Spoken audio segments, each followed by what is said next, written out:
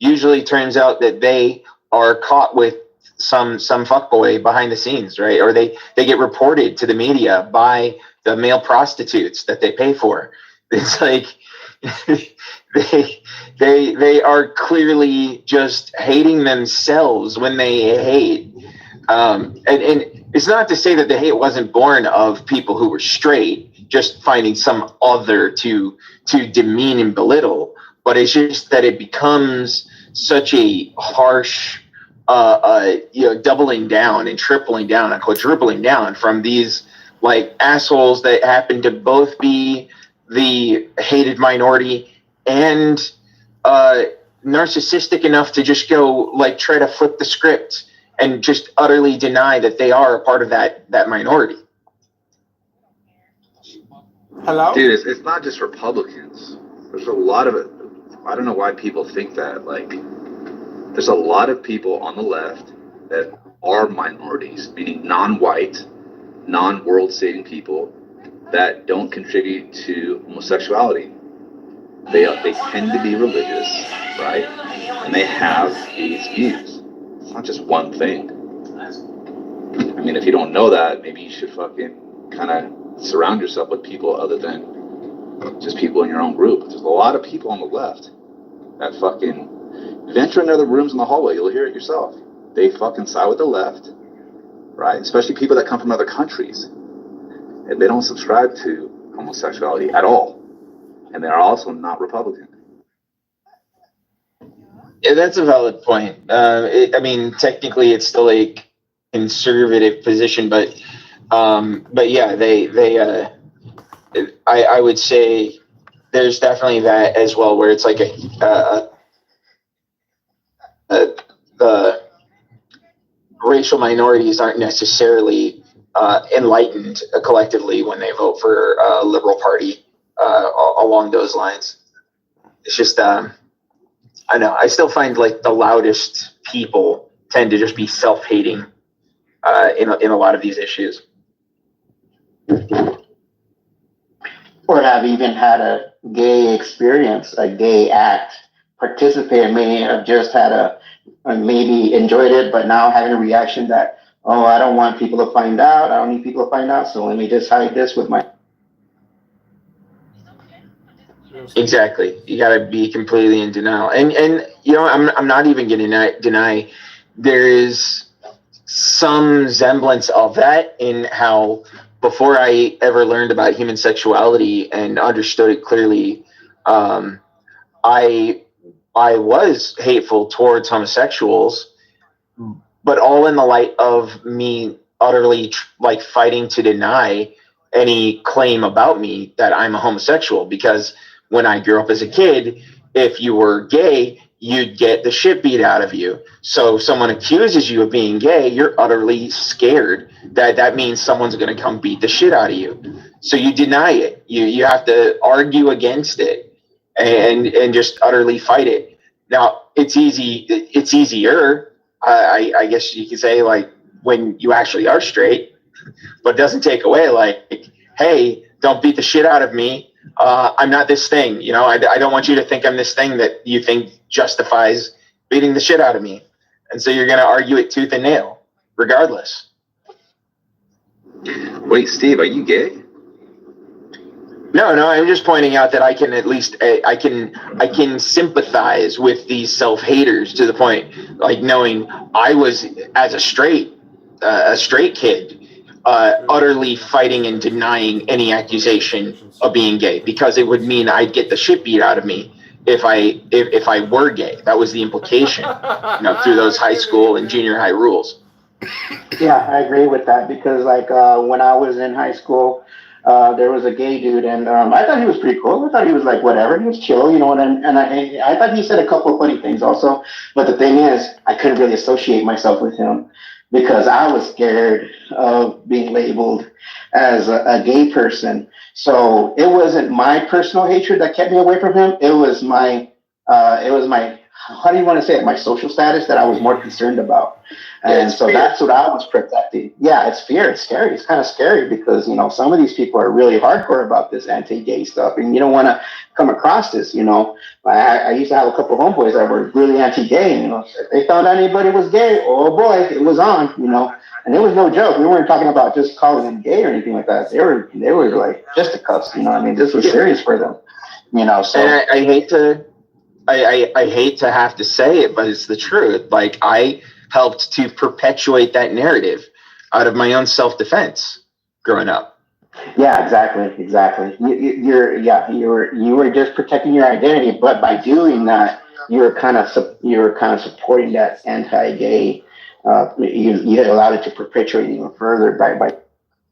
Yeah, and thankfully, like, I finally was able to come to grips with it when I lost my faith, because I went to college and I started learning things. And one of the courses I took to enlighten myself was psychology of human sexuality, where I learned all sorts of awesome things that I had no clue about. And then that gave me one of the biggest things to push against the Bible with and go, how the fuck is it the all-knowing God of the Bible didn't know half of this shit, right? It made rules for how to behave based on your sex, but didn't even make any accommodation for people who were intersex. Oh yeah, he made accommodations for somebody who willfully cut off their balls, but no.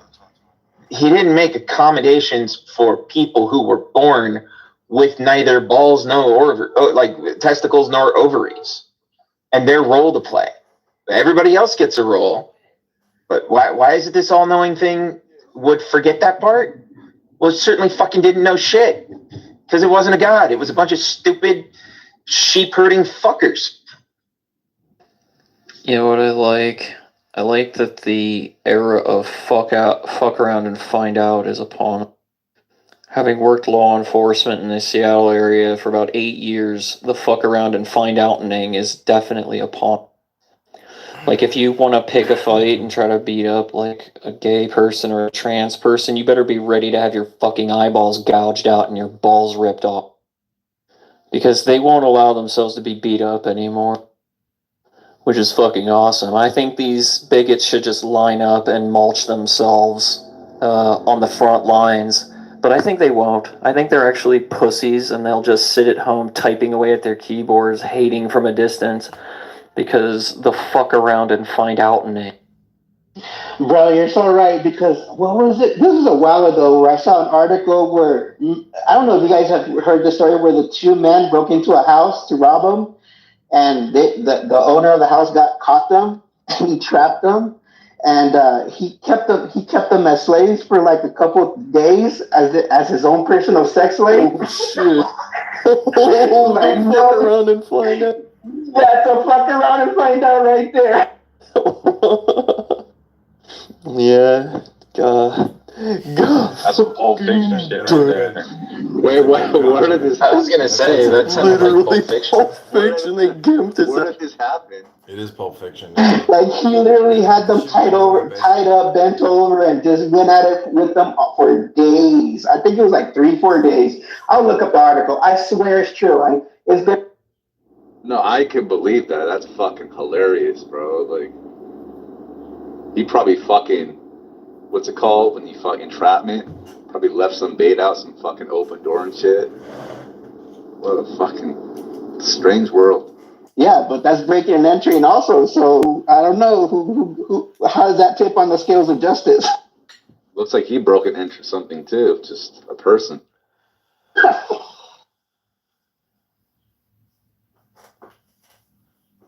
Yeah, but he didn't steal anything. He made the deposit. He stole their choice, bro. He stole their innocence, though. That's for sure. Yeah, they're probably thinking about that right now.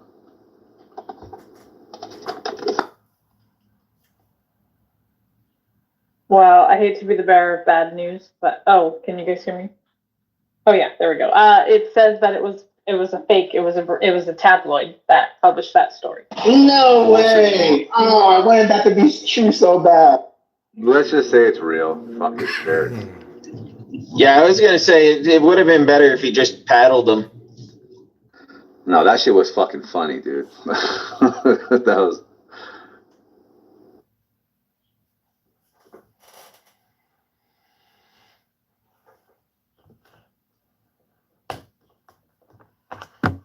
Well, citizens' arrests are pretty common.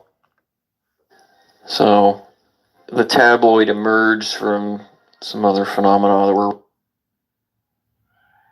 Isn't there like a gay Muscle Beach also? I don't know. I don't know if that's true, but I think. Yeah, this tabloid also published stories like "Donkey robs bank" and "Aliens turned our son into a fish finger." Okay, well those are true, Rachel. Come on now, come on. Yeah, I see why you fell for the first one, Oso. Sign up.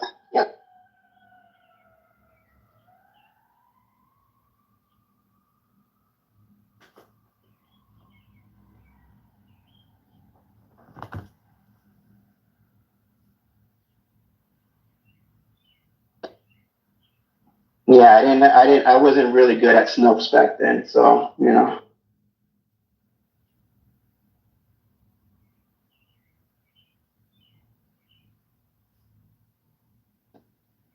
All right, so who's listening to the song pinned above? What you?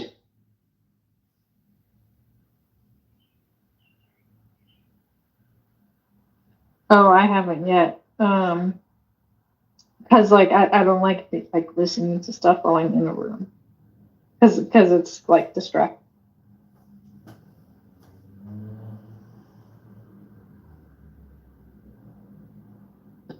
I can listen to it later on, but I'm about ready to jump into my.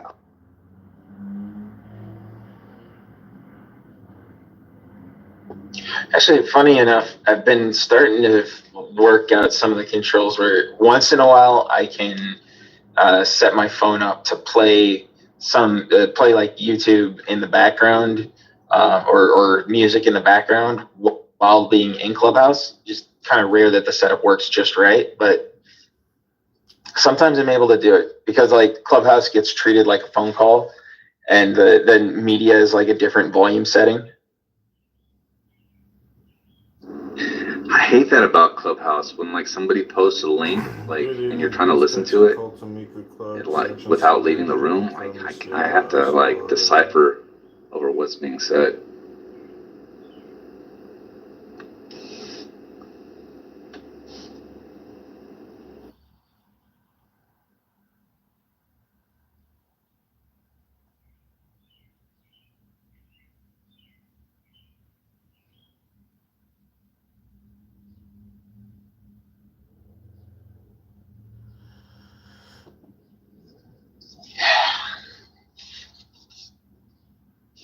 So perplexing. Like you got Clubhouse that does the hallway, and that's what made it like pretty awesome.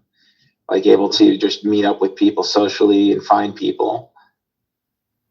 Then they fuck it up, and you still have Discord, like keeping people pretty isolated unless they find their like niche group, and then coordinating to be in the same space at the same time is still ridiculously difficult. It was like, when is somebody just going to create the simple app that does both hallway and an audio social? That's you right there. That you can share videos on. I wouldn't want to share a fucking. I don't want anyone to. Dude, there's some fucking weird people that say weird shit. So it's like the ones that I'll like share like personal shit with, like Instagram and all that. But some people have said some weird shit about like family members, or I'm gonna do X to this and that. It's like, fuck this fucking place. It's so weird if you fucking let somebody hide their identity. You see who they really are. And that tracks.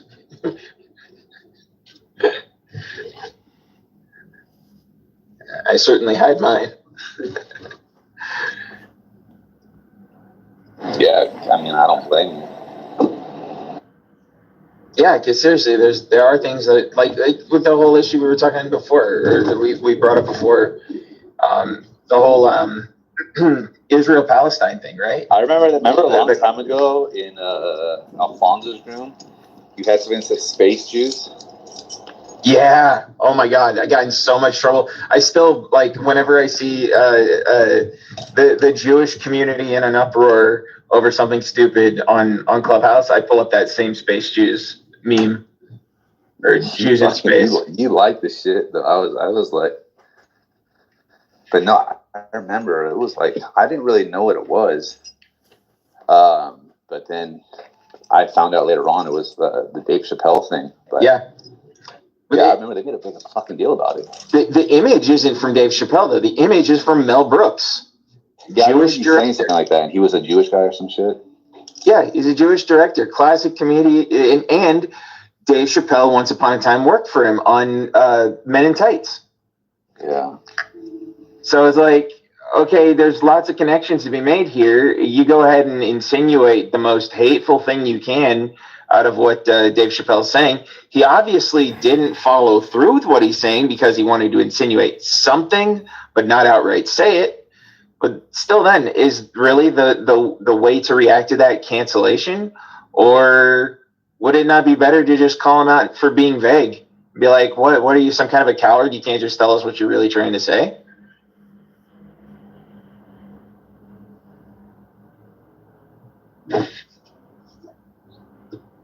You know, then it's just they just go about like so much of it in the worst way with a lot of this cancellation bullshit. And you know, the fact is, I could get canceled at my work easily for the just holding what I believe are legitimate views on Clubhouse and trying to argue from them. Hell, I could get fired for wanting to hear a position that I know is bigoted and hateful, just so that I could squash it with reason and argumentation.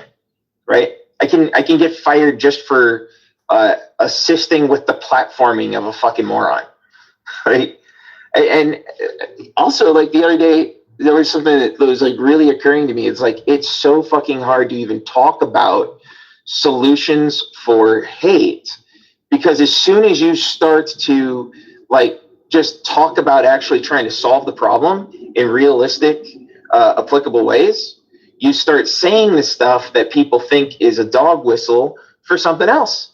Like, let me see, what was it? They brought up Antifada in one of these rooms, saying that people were trying to change the history of Antifada and call everything an Antifada, right? And it took me a minute before I could. What? Antifada? Antifada, you know what that is? No. It's basically like ethnic cleansing by Israel historically, like one major event and I think two others officially also named after it. So like started with one and then went on to keep naming things like Watergate, you know, like just the next Intifada kind of a thing, right? But then you had this room where they were complaining that people are trying to change history and call everything Intifada, and I just wanted to make a counter argument worth thinking about and go like, wait, what kind of people actually write history again? I forget what's the kind of person that writes history. But before I could even like get that word in, people were talking so much, and it just so happened that I didn't realize it till it was a little too late that the last person who had spoken before I said something had to just fucking bring up the Holocaust. And so of course, all these very accusatory, very defensive Jewish people in the room immediately went to, is he denying the Holocaust? Like, no. God damn it. And I was like, it worked, so I couldn't get out and correct it. It was fucking stupid. Yeah, you seem to have bad luck with Jewish people, huh? Yeah, tell me about it. I'm lucky that G's still my friend. This is hard, dude, because like what you're talking about is stuff that some people find extremely controversial, and like when I think about what the things that I find controversial, the things that I find really controversial. I have this. I don't know. I'm like, there's two sides to me. Like one wants to hear their arguments and then try to, like, I don't know, refute them or understand what their position is, and then the other is just to shout their ass down so they can't say anything. I'll kind of go through this. There's this like line where some things are just listening to Clown House. Here we go. It's not all the same. We all have different limits for what we might find off limits. So I don't know. It's just really.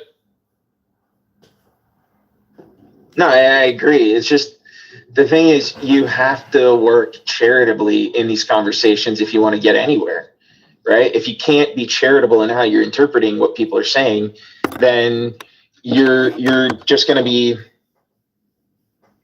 struggling for anyone to ever come up with a solution, because now not only are you silencing the people who have bad ideas, but you're silencing everyone from even talking about solutions.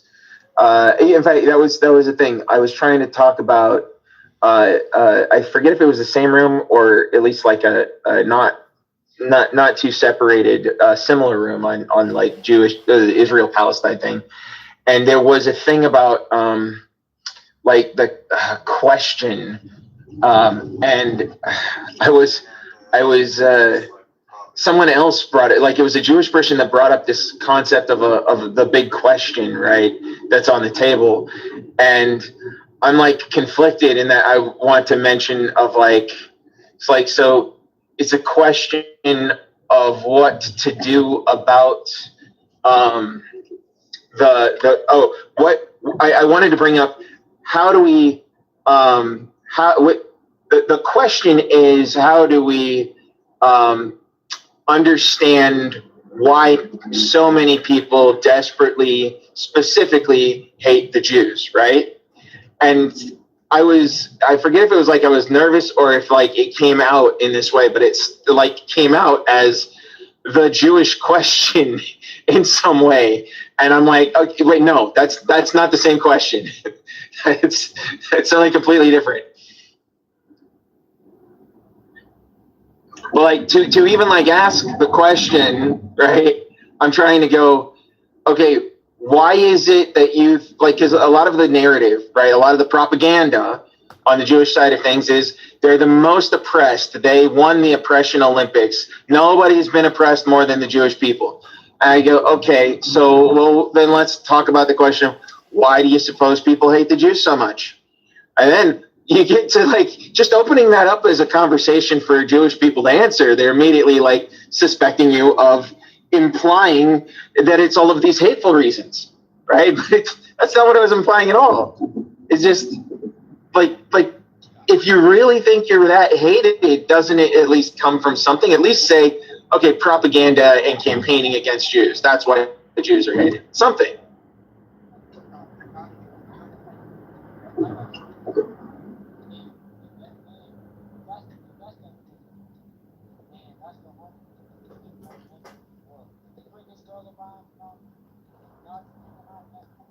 Kind of like when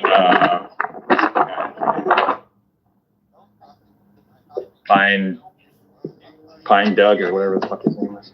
He was in like a clubhouse room. I don't know, like couple weeks ago or something like that, talking about he's sitting over here saying shit like, is racism bad? Why is it? If so, then why is it bad? And like, you know, other people in the room are kind of treating him like he has some kind of intellectual position that he's clearly thought out or whatever. But I could see right through this fucking guy. He doesn't give a shit about that. Sorry, Elliot, you're kind of in and out with the noise in your background. My bad. Does it sound better? Much better.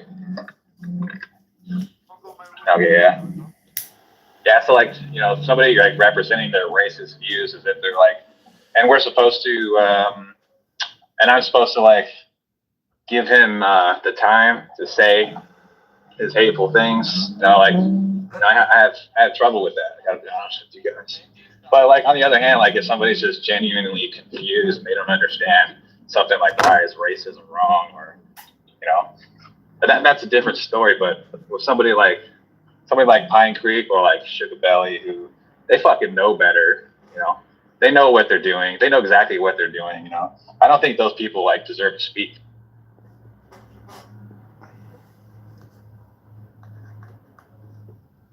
Yeah, I don't have any idea what the fuck's going on with Doug, because I've been his friend. I've seen him operate, and we haven't always agreed, but on that particular issue, he's really got his head shoved way up his ass. And same goes for Peter Boghossian, right? Like, I respected that group, and I respected Peter Boghossian's philosophy because it was a good way to go into, like, how do you deal with strongly held differences of belief, right? And I'm right up here with my knowledge in biology, ready to go. Like, I can show them. Here's the argumentation. Here's the facts. You can see it with your own fucking eyes. Like, just have a conversation with me. But even when I've reached out to them, they're like waving me off. Peter like goes, well, I don't want to pretend to be an expert in biology when I'm not. I'm like, okay, so don't cherry pick your fucking experts. Don't be a argument from authority, piece of shit. Go look at it and fucking learn. It's not that hard. Read a goddamn textbook, man.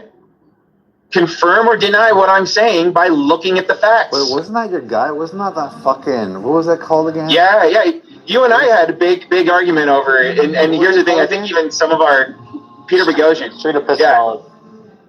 Yeah. Oh my god. Street epistemology, that right? fucking shit tanked, huh? It thought it had fucking legs. And Kinda. It's still alive in its own little space, but it's just a bubble now. I don't see it at all anywhere. Do you? Yeah.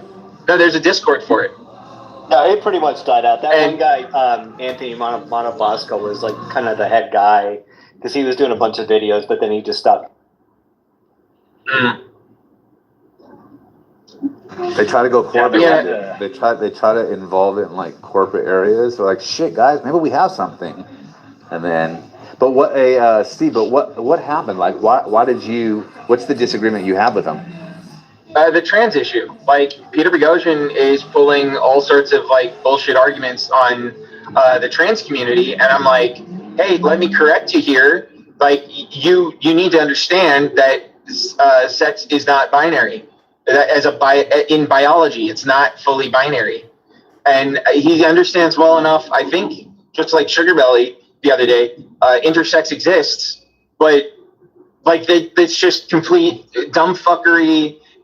Cognitive dissonance that he just wants to hold on to. Like, just ignore that fact.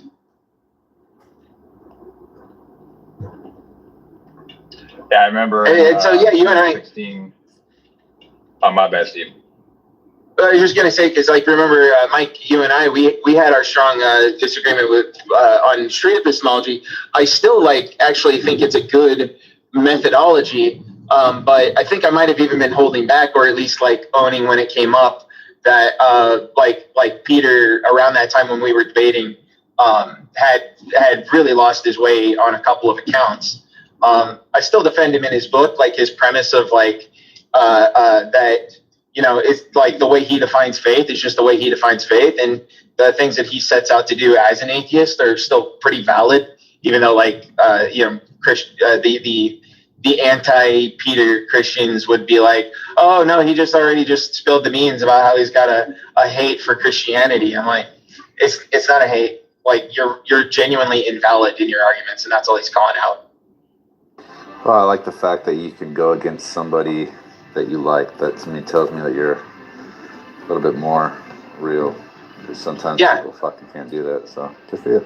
Yeah, that's what I try to do. You know, I'm not I can respect him for the things that he convinced me of, and that I really appreciate him for, in that he's a professor of reason, right? Critical thinking, right? His lesson plans were pretty valid, but how he's applying it on the trans issue, I'm just like, what the fuck's wrong with you, dude? And honestly, I think he's got a personal reason. Sorry, go ahead, Ellie. I was just gonna say one last thing about this. I'm not even sure what it was I was talking about. This thing about like this limit where people have, where like they reach the edge of their tolerance or something. And like back in 2016 during the election, there was a guy got really famous, a white supremacist named Richard Spencer.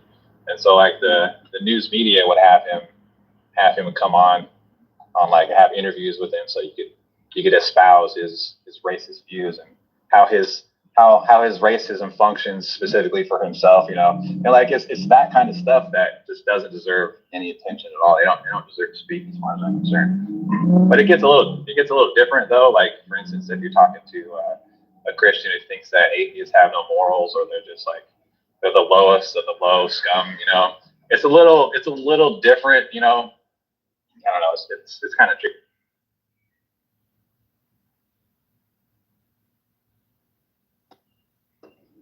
Yeah, I have like a number of people in my life where I'm just like my brain is broken, trying to make sense of like how they can genuinely be like pretty rational, well-meaning, good people, and then they just completely flip on one of these like clear as day issues to go into some extreme tribalistic mentality or hateful mentality that's just like they clearly can't defend their position because they won't even argue it.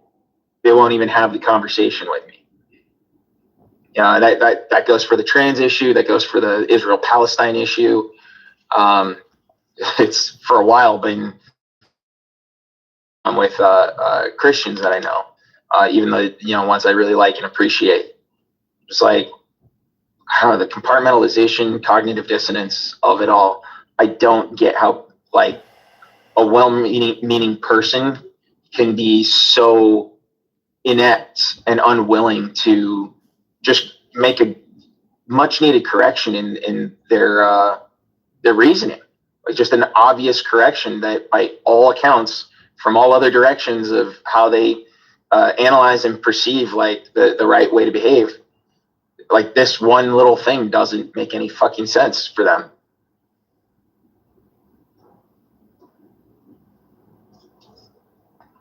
Like in the case of the Christian and the atheist, that's just a confusion by the Christian. They're just not, they don't have the knowledge, they don't understand. And that's a little different than like racism. Racism is like that comes from a place of hatred. It has nothing to do with like knowledge or knowing or anything like that. It's like it's kind of, the hate, the stuff that's based on hate, they don't deserve to speak. Like there's some things like I just have no tolerance for, like, at all. Yeah, it's like you've got there's dudes like E-Bike and Barth and Young Zealous, like some of these individuals in these spaces, like it's obvious like why the hell they're fucked up and they're not going to actually be productive on these conversations, right? But then you look at like Andrew, and it's you're scratching your head a little, like he clearly has a lot more that he's capable of, and that he clearly wants in terms of his integrity, to be falling for half the stuff he falls for. And then you could take it even a step further and be like, there's someone like Caleb, who is like absolutely functional as a human being, right? Like I take no issues with Caleb's positioning in that, like his kind of thinking, his kind of ideology or view of the world isn't going to make it a worse place, right? Just because he happens to be cognitively dissonant on some facts of science that don't comport with the Bible, right? But because he rejects all the things that are actually like very toxic that come out of the Bible. So I don't see him as really a problem, but I still find it surprising. Like, why does somebody who's that smart and that well-meaning end up still being stuck in this cognitive dissonance, not recognizing that their beliefs about reality do not comport with reality? There's no other way to spin it.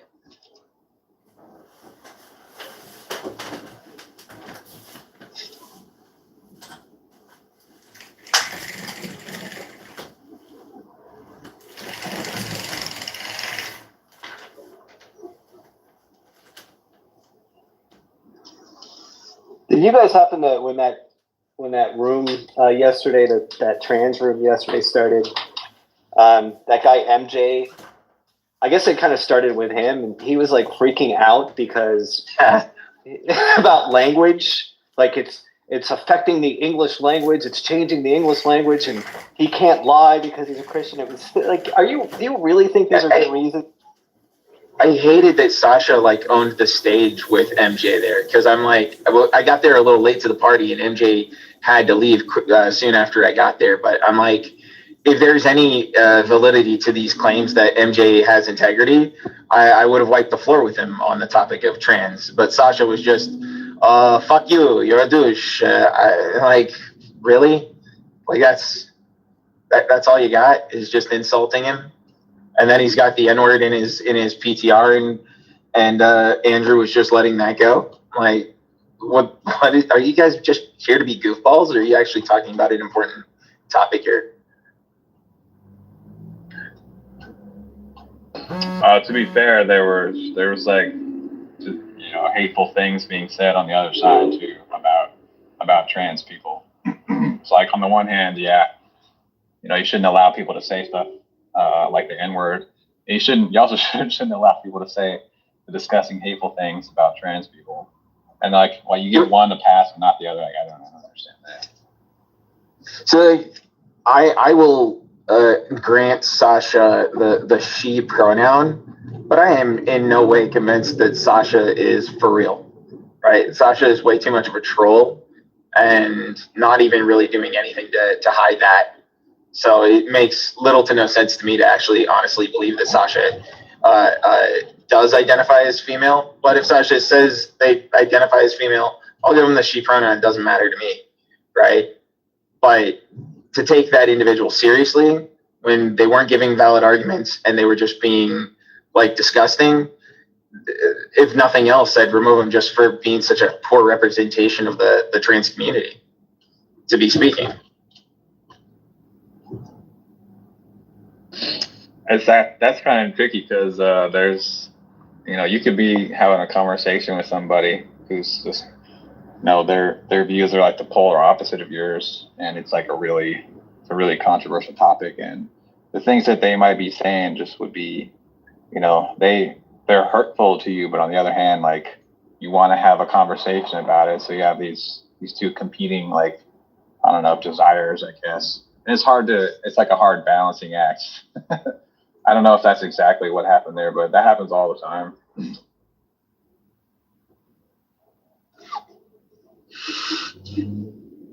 I think we could definitely find, like, at least the way I saw MJ behaving in that conversation. That's an interlocutor like I'd be more apt to deal with.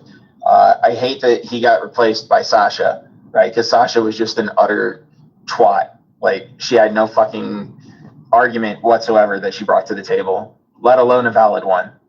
Just fallacy after fallacy, just stupid insult after stupid insult, and just utter denial of every point I made. Like, she refusing to even think about it. Like, that's not somebody you want platforming the other side, because it's never going to be productive. I only heard a little bit of like the ending conversation between them. I don't think I heard you guys talking. I wasn't there for that, but I did hear the part where MJ owned the bigot label. He said he was a bigot. Yeah, MJ was like, he didn't care about that label. I'm like, oh, okay, cool. I joked like when I found out he was a Christian, I'm like, oh, you're Christian. Okay, so maybe you're Christian and you've taken biology. Okay, this might be hard because then you'd have to compartmentalize the two. Okay, we'll see what happens. He didn't like that much. He was like, yeah, you're really making your side look nice, Steve. Like,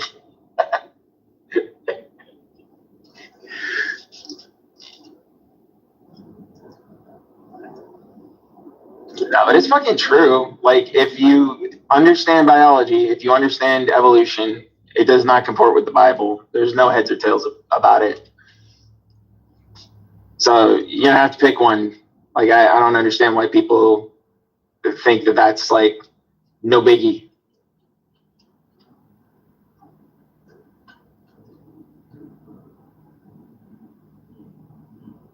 Just magic.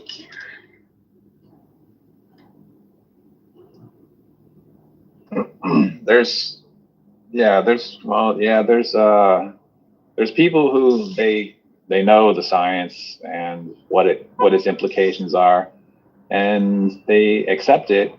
Like Michaela, for example, she's a Catholic, but she still thinks evolution happens. She doesn't think the Earth is 6,000 years old. There's people like that, and then there's other people who know the science and they just deny it. The Earth is still 6,000 years old. And then the people like Michaela, it's worth having a conversation with them because they're not like, I mean, they can be reasoned with to some extent. They'll take what you say, they'll consider it, they'll think about it like genuinely, and then they'll give like a true response to it. And other people just don't do that. Yeah, maybe that's the whole thing with Michaela, for example, right? Is that she would be possibly an example of someone who's intelligent enough to just rationalize and overthink it. Because when I was debating her on the topic, she brought up she brought up a question for me of like, oh, you mean the two creation stories? Which creation story are we talking about now? I'm like, oh, so you admit that it isn't one, it's two. And it's all just a bunch of fabrication, made up bullshit, but you believe in it. How does this comport? Like, how do you square that circle?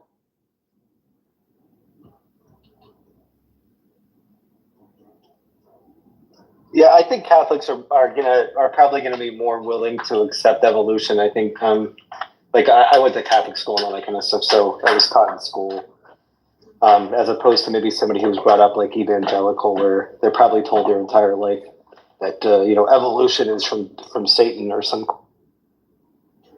So my cousins are millennials, like midway millennials. I'm if anything like an elder millennial, and they went to a Catholic high school, and there was one day while they were in high school, we had a family gathering, and they were at the table, like just utterly shitting on evolution.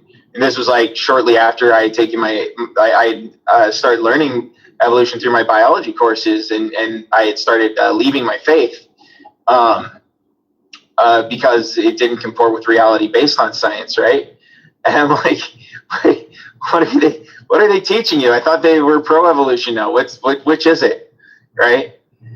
And, they were just like utter goofballs, just laughing at it and not knowing a damn thing. Oh, that's very disappointing. I admit it must differ from school to school, I guess, or maybe the region they live. Yeah. California of all places, Southern California. Oh, that's surprising. Yeah. A ritzy part of Southern California too. So it's just like I'm scratching my head still about it. Like, which is it going to be?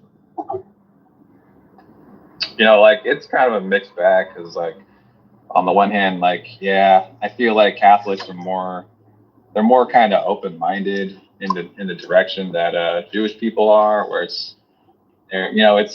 not really clear. You can be more open-minded about things, like you know what I'm talking about. But then on the other hand, there's also Catholics who are not like that. Like when I was in college, I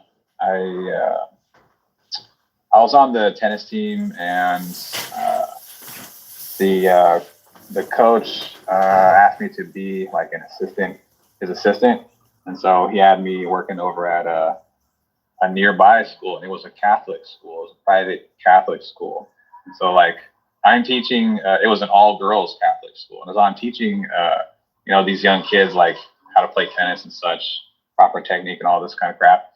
And I could overhear them talking about their classes, like their studies and stuff like that. And they're talking about shit like kinds, and I'm just fucking groaning inside my head, So like it is a mixed bag, and that's in California too. Oh, that is really disappointing. That's it's much more different than my experience in Catholic school. I mean, my school was my school was run by like former nuns, and there were rumors that they were all lesbians, and they lived with each other. So yeah, like where I went, my school is like much more, I guess, liberal or progressive in that sense.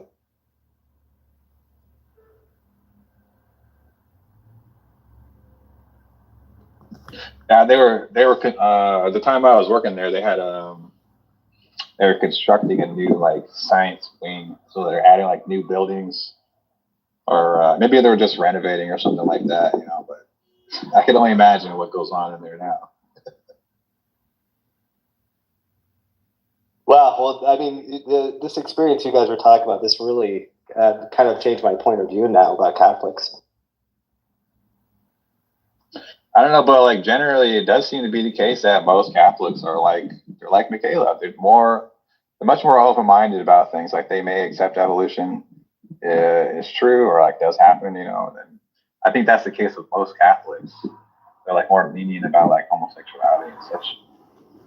Right, but it's like back in the day, Christians and Catholics in total, right? I remember there would always be the like when I was a believer, there would always be at least enough people that said, no, I believe in evolution, but you know, the days were like eons or something. A day wasn't actually a day, right? Making that rationalization of it. And then when I was like learning. When I was learning biology and realizing like, oh, this is all fucking wrong, I then took a closer look and reread and like, wait a minute, did that just say what I think it said? It said that the creatures of the air came before land animals. Well, so now that's not just a problem of how long a day is, that's an order of operations error, right? And now I can't find a single person giving me that excuse anymore. To like offer this you know, nuanced wait, yeah, there's more than just the day length that was wrong with it. It's like I don't know, was I the only believer or one of very few believers who actually took that seriously?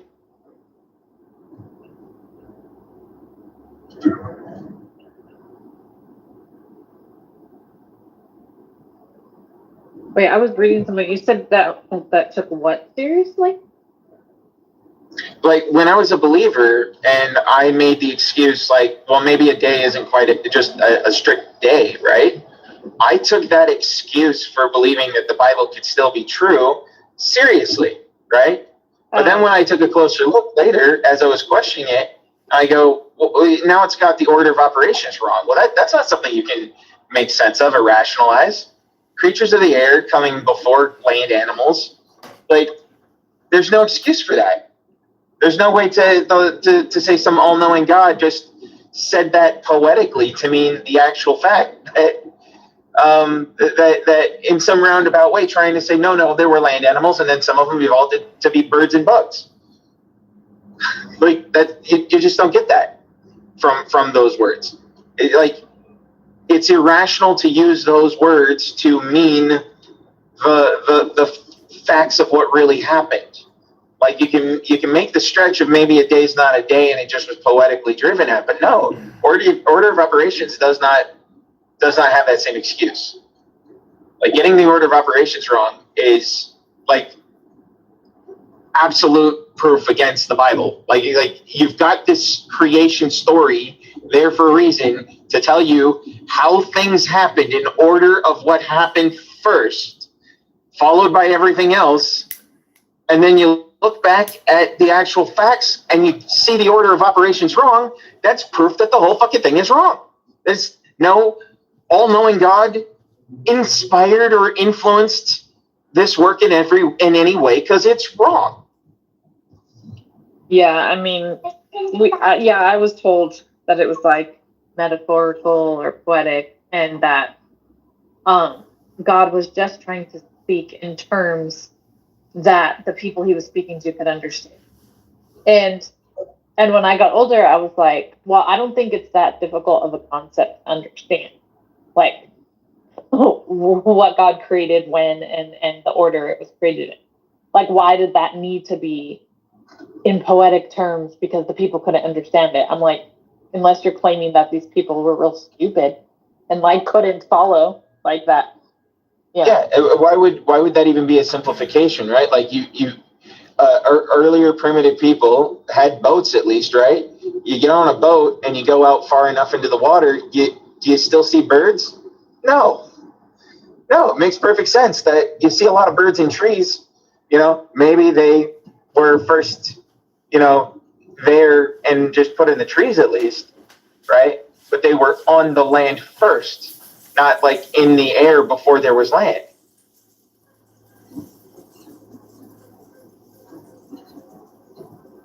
There's nothing confusing about that. It's just a shot in the dark guess that turned out to be wrong and proves that it was made by a bunch of dumb idiots who were just making shit up.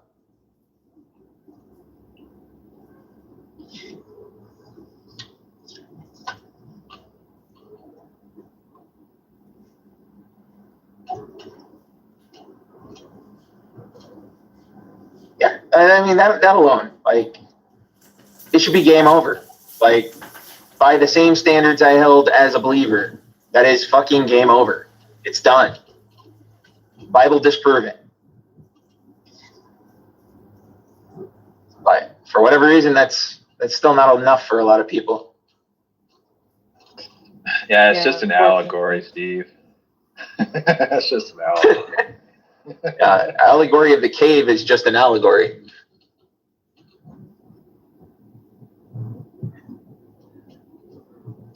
And that certainly has a lot more interesting things implied by it in very obvious ways. So this is a totally different topic, but I was reading the comments of this because I'm like, am I an asshole or am I just busy? Because like I saw this account by this woman, she's called The Single Woman, and I follow her because she says some funny stuff sometimes. I don't agree with everything she says, but this time she wrote a post and said, if I text a guy and 3 days later he texts, sorry, I was really busy or I have a lot going on, my response is, well, you're not sorry. Take me out of the equation. Now you have one less thing to worry about. And she's like, and move on. And a bunch of comments were like agreeing with her, but some people were like, it totally depends on what stage of the relationship you're in. And if you're talking about just like talking to somebody new, I was like, on my dating apps, sometimes I don't get back to somebody for like maybe 3 days. Sometimes it's even a week, but that's because I'm so freaking busy.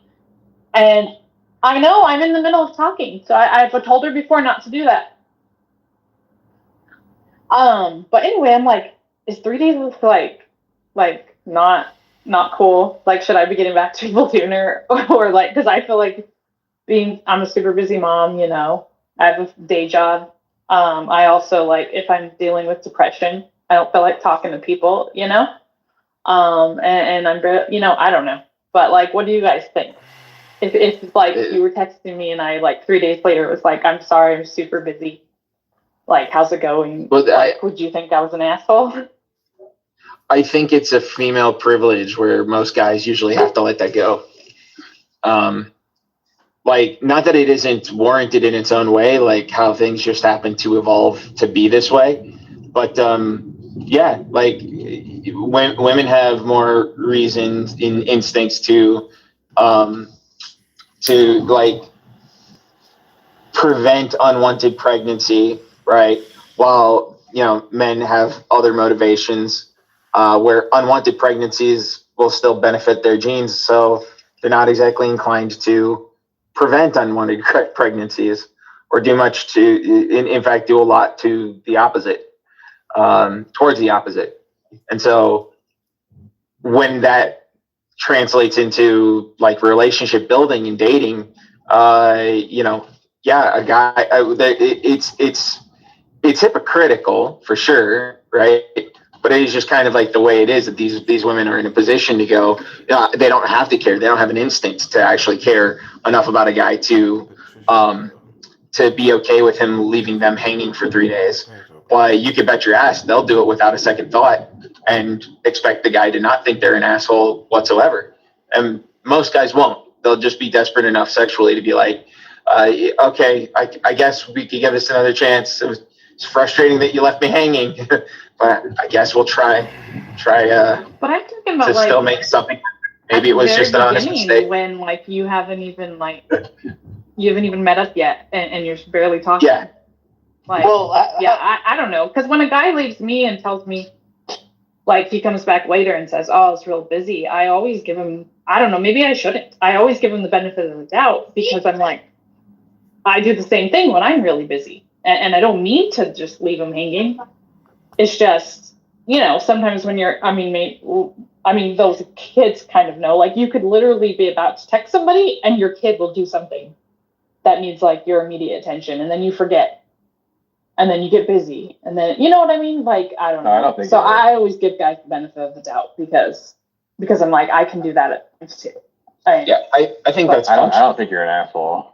I don't think you're an asshole at all. And I'm thinking about like this in terms of like when do you imagine if you've ever tried to learn another language that's not your native language, like say you go to school and you take like French, or you have like a good friend of yours who speaks 2 languages, and they try to teach you their native language, and like they'll teach you words, or like you hear a word and you go, and in that moment you understand how to say it and you understand its meaning, and then in the next you completely forget the word and its meaning, and it's just it's just not part of your normal, like, I don't know, routine or like how you behave or act or whatever. So and so it could be that way with dating, where it's just this other thing, like you have to like consciously remember that it exists, So no, I don't think you're an asshole. Yeah, and I do tend to sometimes, I do feel bad sometimes when it goes on for more than 3 days. I'm like, oh gosh, I'm so sorry. But usually people are like, hey, it's not that big of a deal. You got a life. And I'm like, yeah. So luckily but then there's been guys who like unmatch me. Like there was a guy the other day, he messaged me on Saturday in the afternoon and I didn't see it till Sunday. And then I went to go respond on Sunday and I couldn't respond anymore to the chat. I was like, oh, holy shit.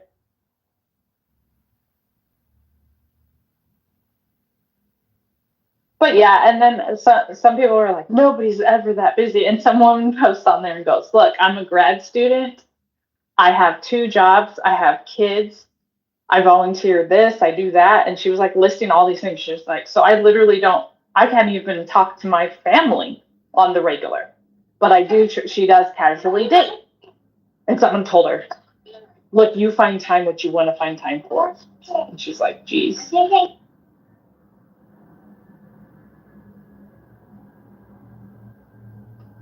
Well, I can say it's easy to get kind of heartbroken or feel insecure when, well, it's just about dating altogether, right? So, especially like from the guy's point of view, it's very antithetical where you're going to get lots of responses with ease if you reach out to someone, and you'll get a lot of people like reaching out to you initially. Most guys don't get any of that. Yeah, and I think it's also proportional to how you feel about yourself, because when I had less self-confidence and less self-love, and I was definitely way more insecure, like when I first left the cult, and I had never dated before, I didn't know what that was like. And so I'm in my by the time I actually got on like a dating app, I was like 30 or something. So like I didn't really know how it worked, and but I remember I used to freak out if someone didn't get back to me very, like, super fast. I would be like, what did I do? Oh no, they hate me. And I would just go off the deep end. But like, I'm glad that now it's like, I'm just like, it doesn't really even bother me at all. I mean, it would be different if I like had been dating him and then he constantly does this to me or something. But like in the beginning stages, I just think like, that's the time to just be cool about it and calm,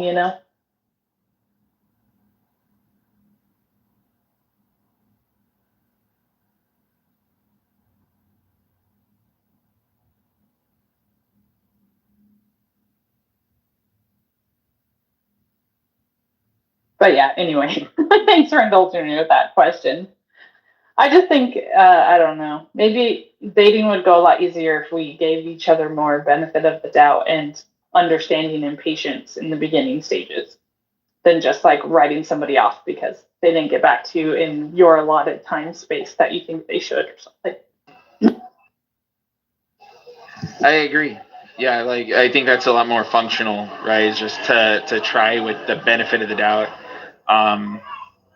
Yeah, people getting a little too easily was it, I guess for lack of a better word, too easily butthurt over the slightest details. I mean that ends up playing more into like the kind of psychopathic take on Seinfeld that was analyzed long ago, right? Like you watch Seinfeld, and it's like any little petty thing can be enough to be like, oh, this isn't gonna work out, and it's like, why? How do you base your relationships on those petty, like nonsensical details?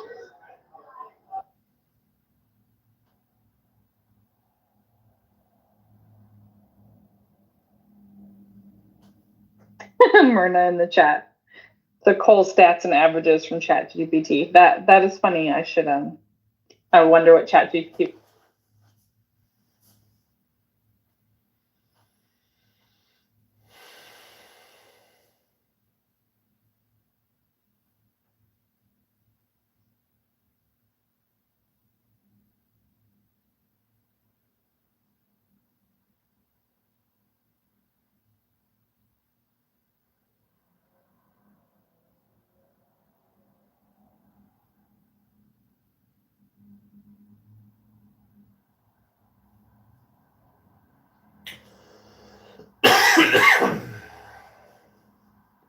Also, did you guys hear about that pastor in God, was it South Carolina with that woman Micah, his wife? So apparently, this pastor, there's this video going around and they watched it. Oh, it looks pretty.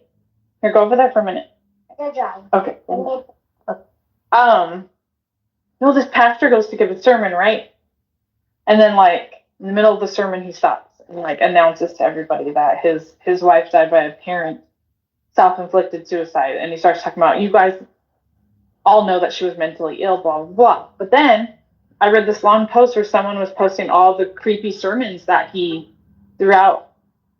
Yeah, but like these sermons prior to that incident, he would have these weird cryptic sermons where he seems like he's talking about his wife in negative or abusive ways almost. And he would have, and so it went through a list of different sermons and things he said.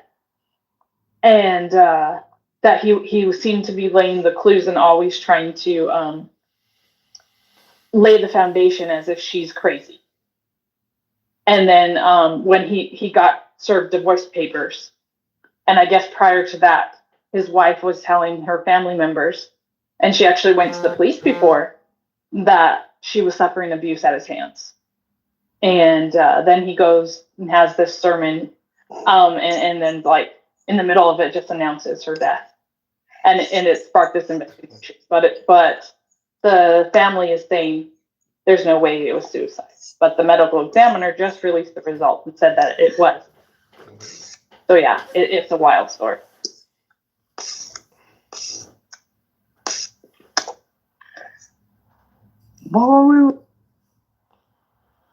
Yeah, I've been following the. I follow anything that's an indication that the Christian religion is collapsed, and I boost that shit.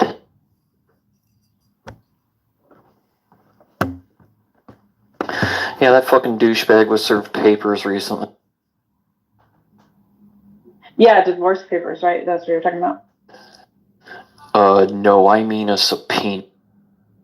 Oh, good.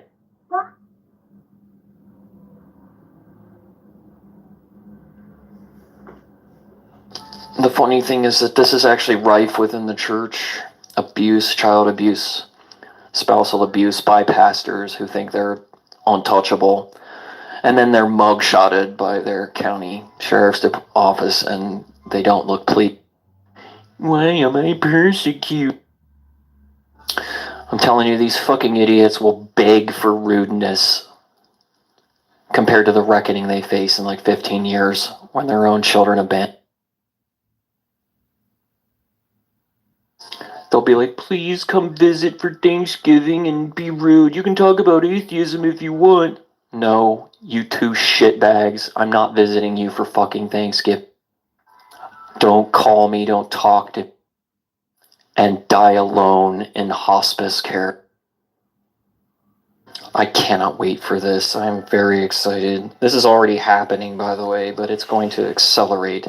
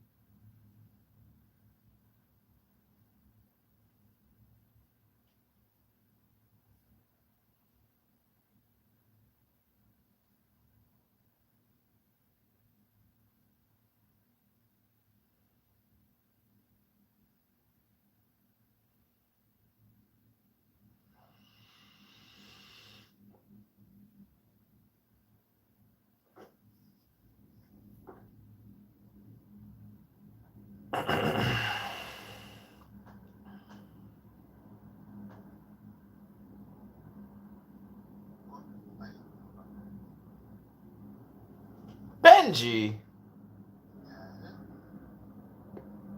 I'm friends with somebody who started a room that says Jewish conspiracies and U.S. legislation, and I'm just like, that sounds like it's going to be incredibly anti-Semitic. And so I kind of want to go in there to be like, find out the truth about this guy who started the room. But then I kind of don't want to go in there because I don't want to hear like racist shit.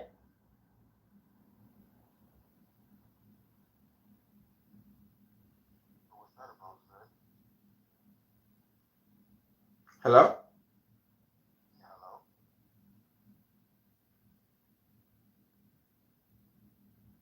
Hello? Hello? Hello? Hello?